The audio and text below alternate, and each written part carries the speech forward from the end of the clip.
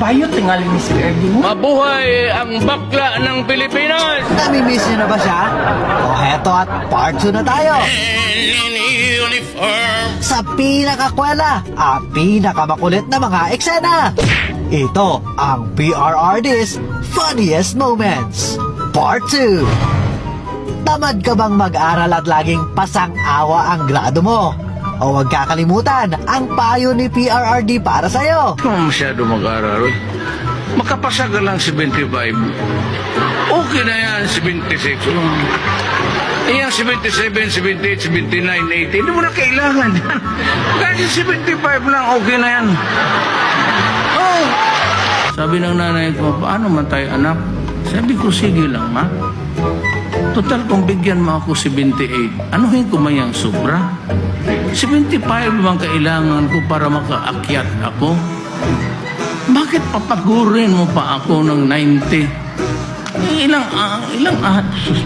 Ilang oras ako yan mag-aral? Sa isang talumpati abay ipinagmalaki rin niya sa buong sambayanan. Mga miyembro ng kanyang gabinete na karamihan ay graduate ng valedictorian. Totoo. Doresa sa valedictorian, pag-graduate. Puro yan sila valedictorian. Okay na sana ang kanyang mga naging litanya. Pero syempre, hindi mawawala ang twist sa kanyang mga istorya. Puro valedictorian, Kair, good lawyer, so, tignan mo. Tignan mo ang buhay. Tignan mo ang buhay. Trabahante ko lahat.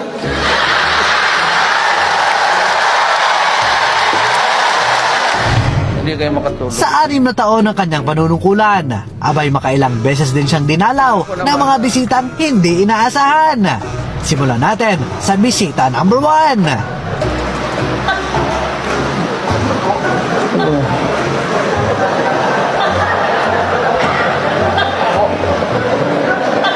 Lente nga taga Bacolod neng.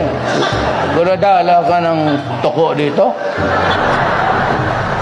Eto namang bisita number 2, nagpainit na sa kanyang ulo. I don't mind. Tang na mo galit na init ng ulo.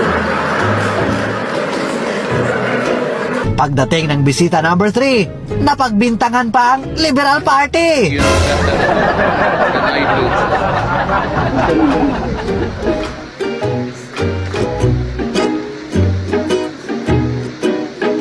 Liberal na. Sigurado na ako. Puro ka likod. Etong bisita number 4, ayaw yatang tantanan si Mayor. Kasi noon pa, talagang may away na ako sa pare. Ganitong langaw na ito. Utos man nila ito. Kanina pa yan sunod na sunod sa akin. Naligo naman ako, yung mga buang.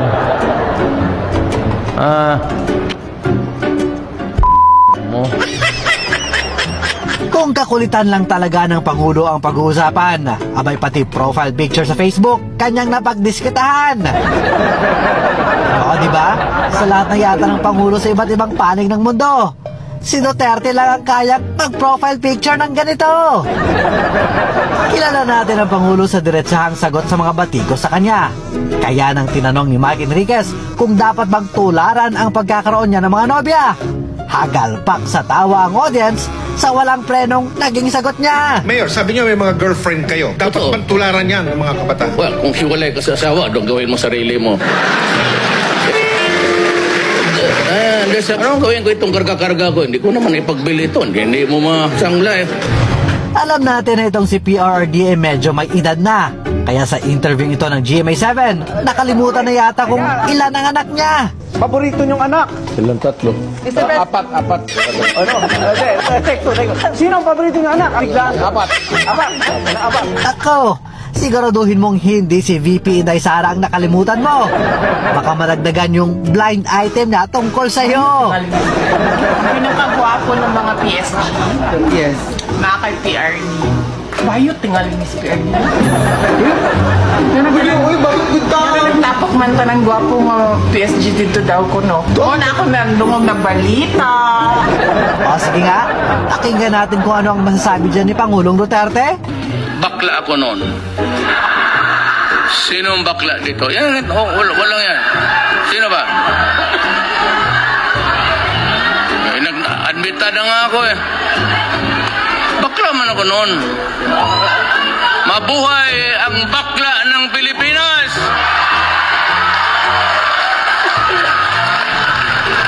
Isa na nga siguro ang mga story time ni PRRD sa mamimiss ng marami. Kagaya nitong kwento niya, noong isang beses ay nagpanggap siyang driver ng taxi. Tingnan, San Pedro, hospital. Pagsabi ng bayan, magkano? Tingin siya, wala po siya.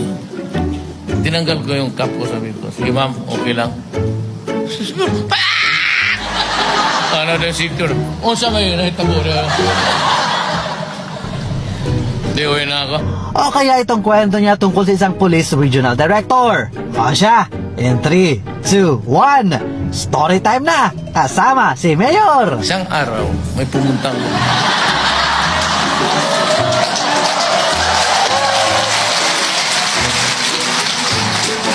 alam nito nila, isang araw, umabot yan sa inyo, may babaeng dumating, stewardess ng Katay. Sabi niya, iyak siya.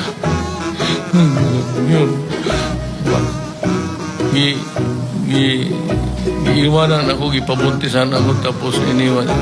Sumama ng isang pulis sa Region 12. Alam niyo to? Alam niyo.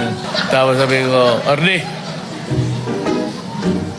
may babae dito, yung pulis mo, pinabuntisan, tapos tinakbuhan. Sabi ko, ayusin mo to. Pagkasalan niya. Tartado yung pulis mo. Pagkasalan niya. Siguro, may kumpiyansa ang buwang kay Gapa, tapos, bro. Kaya, papatay mo lang dito. Huwag naman ito, Mayor. Sige ha. Ito yung pangalan. Ato sa RD, sa regional nila. Sumbong ka doon. Ayusin. Kalimutan ko na yun. Pasyal ako ng asawa ko. Pagdating namin dyan sa coffee, famous coffee sa kanto, palabas na gate. Palabas na gate, Mayor! Naka-shorts. Naka-shorts. Tapos sabi ko, kay Bong, sino itong gagang to? Ay, po na asawa. Sabi niya na, yun yung, kumusta? Okay ako Mayor. Nagpakasal na kami. Sino yung pulis? Nandyan? Hindi. Iba sino? Nagpakasal na kami ni Arde.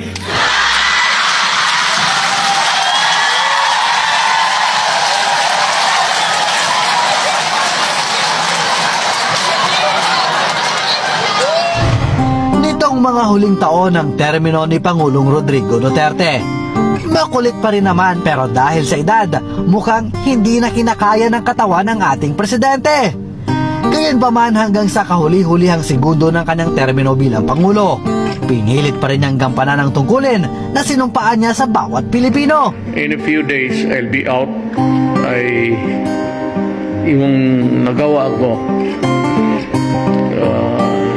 para sa akin yun na yun. The best that my efforts can really achieve. Kung kulang pa yun, pasensya na po. Yan, hindi ko na talaga kaya. Maraming salamat Pangulong Rodrigo Roa Duterte sa iyong naging serbisyo sa ating bansa. Hindi man perpekto ang iyong administrasyon, pinapasalamatan namin ang mga mabuti mong nagawa. Maraming salamat po sa inyo and your help in my journey in the 6 years na binigyan ninyo ako ng honor maging presidente ng Pilipinas. Maraming salamat.